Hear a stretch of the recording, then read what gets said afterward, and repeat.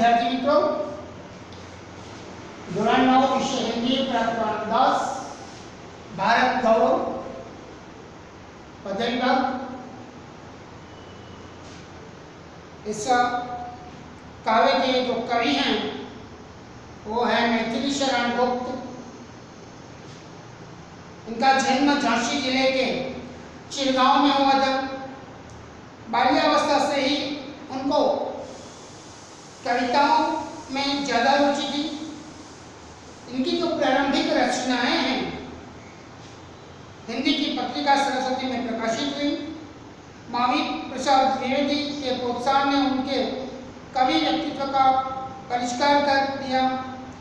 राम भक्ति में सराबोर पारिवारिक संस्कारों ने इन राम काव्य लिखने के लिए प्रोत्साहित किया और तत्कालीन राष्ट्रीय परिस्थितियों से प्रभावित होकर उनकी कविताओं में राष्ट्रीय चेतना और स्वदेश गौरव की गूंज सुनाई देने लगी। इसी कारण ये राष्ट्रपति के संबोधन से प्रसिद्ध हुए।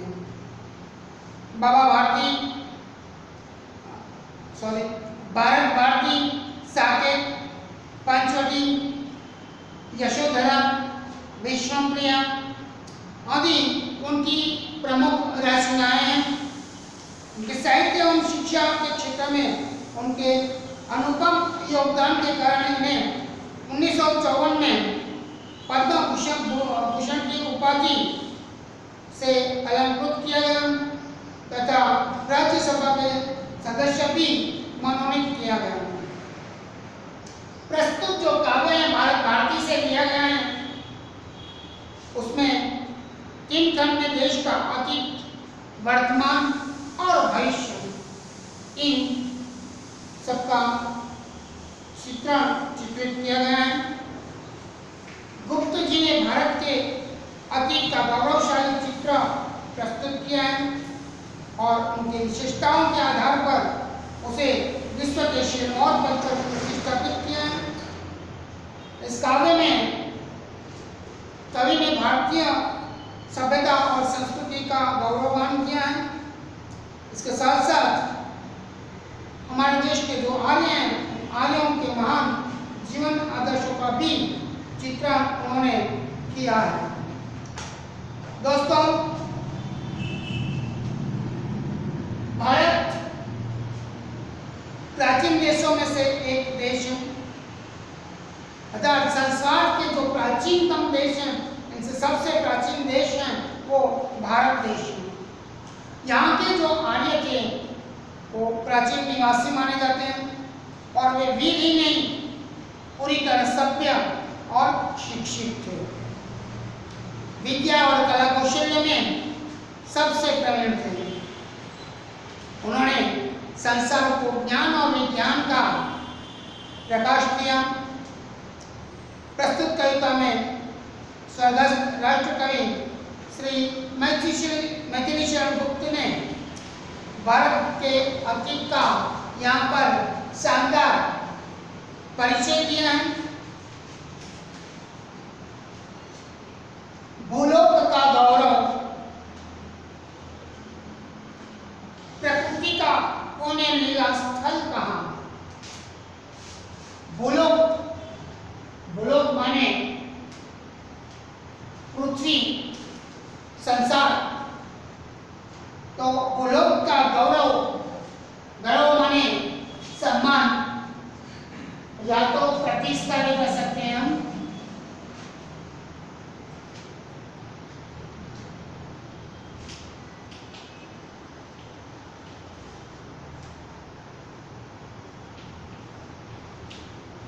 गौरव, प्रतिष्ठा।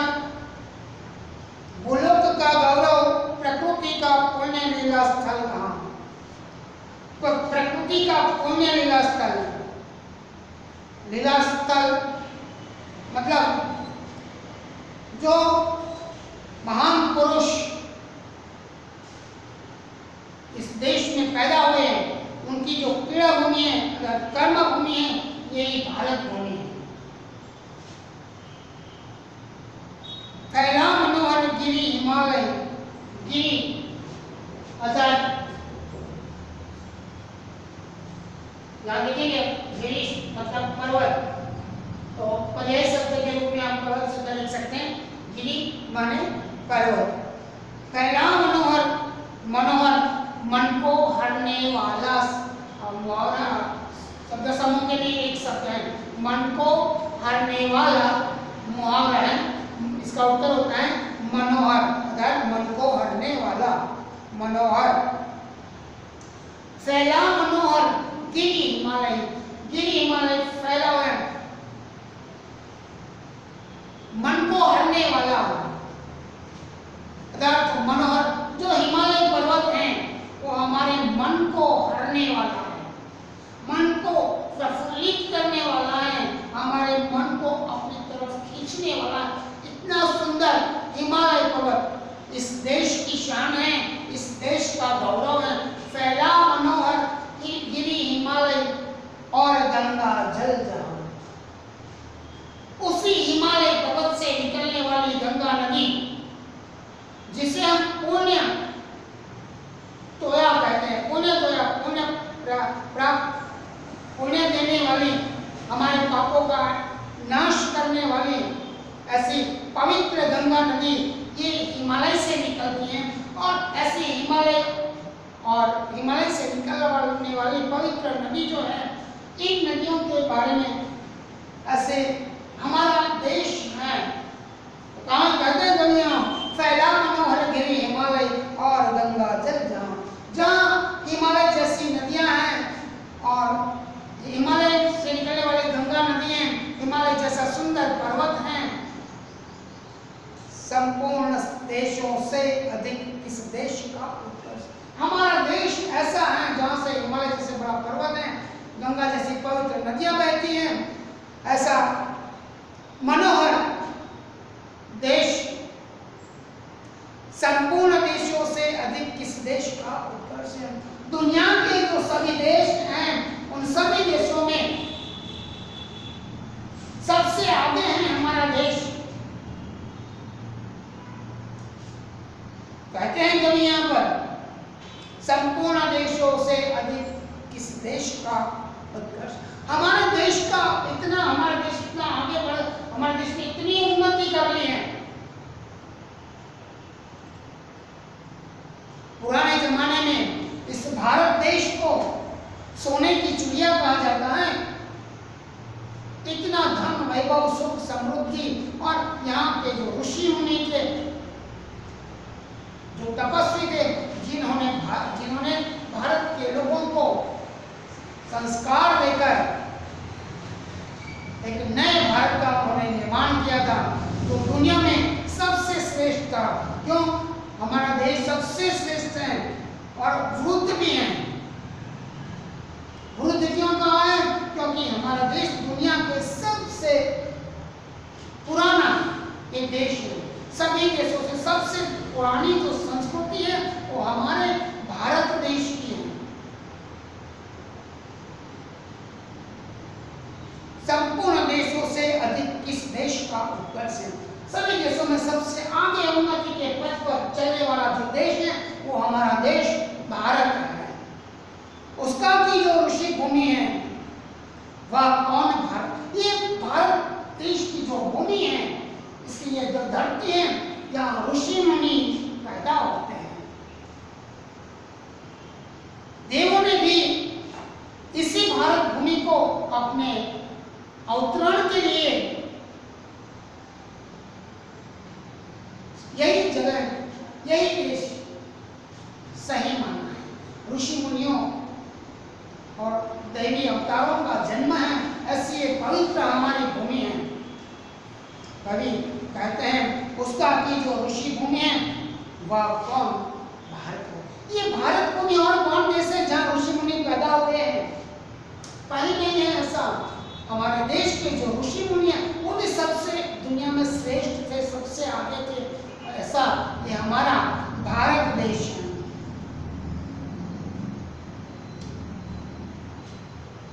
हाँ, वृद्ध भारतवर्ष ही संसार का सिरमौर है। ये जो भारत देश है संसार का सिरमौर है। सरकार मानो सिरमौर मतलब सबसे ऊपर, सबसे आगे हमारा देश है। अभी यहाँ पर कहते हैं कि हमारा देश संसार का सिरमौर है। भारत देश को वृद्ध कहा, कवि ने क्यों वृद्ध कहा है? तो कवि कहते हैं कि हमारा देश इसलिए वृद्ध है कि हमारे देश की जो संस्कृति है वो दुनिया के सभी देशों से बहुत पुरानी है। इसलिए कभी हमारे देश की ये संस्कृति पुरानी होने के कारण सबसे पुराना देश, हमारी दुनिया के सभी देशों की संस्कृति अगर देखा जाए तो हमारे देश को सबसे पुराना देश कहा जाता है। ऐसा पुरातन देश कोई विश्व में और है क्या? ऐसा पुरातन देश जिसकी संस्कृति सबसे पुरानी हो, ऐसी संस्कृति वाला देश और कोई है? यानी कि हमारा जो देश है सबसे वृद्ध है। कहने का तरीका मतलब है सबसे पुराना देश। दुनिया की जब संस्कृति उत्पन्न नहीं थी तब हमारे देश की संस्कृति आगे बढ़ चुकी थी, इतना हमारा देश आगे थे। इसलिए कभी भारत देश को वृद्ध कहते हैं कि हमारा देश सबसे सिरमौर है, सबसे आगे है, सबसे श्रेष्ठ है। विधि ने किया नर सृष्टि का पहले यह विस्तार। विधि अगर ब्रह्मा जिन्होंने संसार को उत्पन्न किया है, जीव सृष्टि को जिन्होंने उत्पन्न किया है, ऐसे ब्रह्मा जी ने विधि ने इस नर सृष्टि का सबसे पहले विस्तार किया हो तो ये है हमारी भारत भूमि। सबसे पहले मनुष्य का जन्म इस धरती पर हुआ था। वो धरती भारत देश की धरती है, क्योंकि उसके पहले अन्य कोई देश नहीं थे, सिर्फ भारतवर्ष था। क्योंकि आज भी सबसे पुरानी संस्कृति किसी देश की है तो केवल भारतवर्ष है। यह पुण्य भूमि प्रसिद्ध है, इसके निवासी आते हैं। ये पवित्र और पुण्य भूमि है, साधु संतों की यह भूमि है जिसे पवित्र माना जाता है। ये जो पवित्र भूमि है वो बड़ी प्रसिद्ध है और इस प्रसिद्ध भूमि के सबसे पुराने जो निवासी हैं वो है आर्य।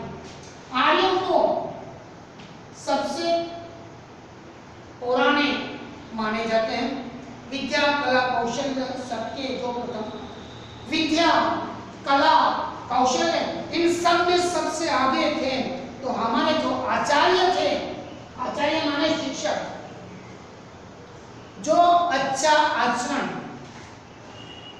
लोगों को दिलाता है वही आचार्य है। तो ऐसे आचार्य जिन्होंने विद्या और कला कौशल में सबसे आगे हमारे देश के थे, संतान उनकी आज अद्यपि हम अधोगति में। हमारा जो पौराणिक भारत देश है वो सबसे दुनिया में आता है। हाँ, आज का जो समय है, आज हमारा देश अधोगति की तरफ है। यानी कि हमारे देश की जो दशा है वो दयनीय दशा है।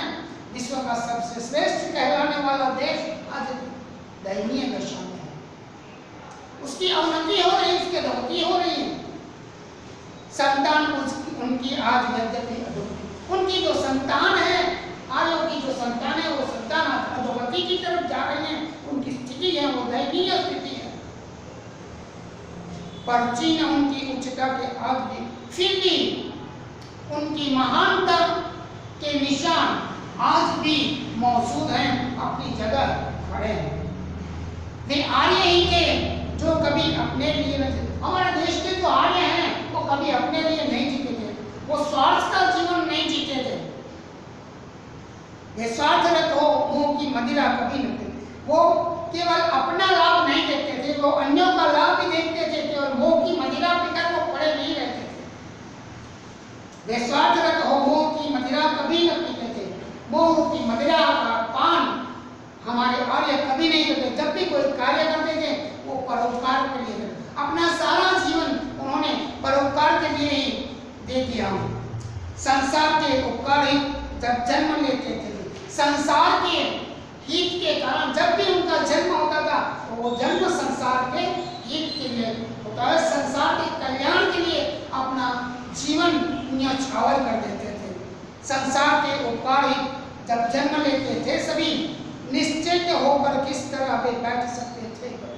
ऐसे जो लोग केवल संसार को आगे जीवन को स्थापित कर देते थे, दूसरों को सौंप देते थे, ऐसे लोग निश्चित होकर, निष्क्रिय होकर कैसे रह सकते थे? यानी कि अपना सारा जीवन संसार के उपयोग के लिए दे देते थे।